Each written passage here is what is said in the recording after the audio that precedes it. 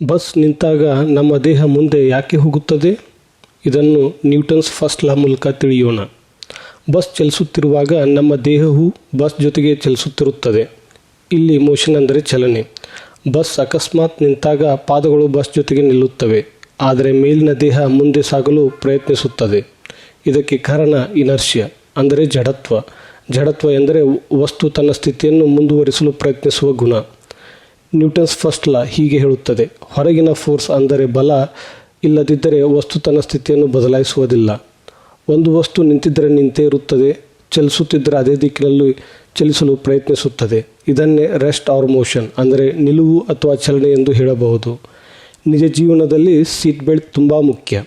Seat belt ದೇಹವನ್ನು ಹಿಡಿದು ಸುರಕ್ಷಿತವಾಗಿರಿಸುತ್ತದೆ. ಅದು ದೇಹದ ಚಲನೆಯನ್ನು ನಿಯಂತ್ರಿಸಲು ಸಹಾಯ ಮಾಡುತ್ತದೆ. ಫೈನಲ್ ಕ್ವಿಜ್: ಬಸ್ ನಿಂತಾಗ ದೇಹ ಮುಂದೆ ಹೋಗಲು ಮುಖ್ಯ ಕಾರಣ ಯಾವುದು? ಎ. ಗ್ರಾವಿಟಿ ಗುರುತ್ವಾಕರ್ಷಣೆ, ಬಿ. ಇನರ್ಷಿಯಾ ಜಡತ್ವ, ಸಿ. ಫ್ರಿಕ್ಷನ್ ಘರ್ಷಣೆ. ಸರಿಯಾದ ಉತ್ತರ ಇನರ್ಷಿಯಾ ಜಡತ್ವ.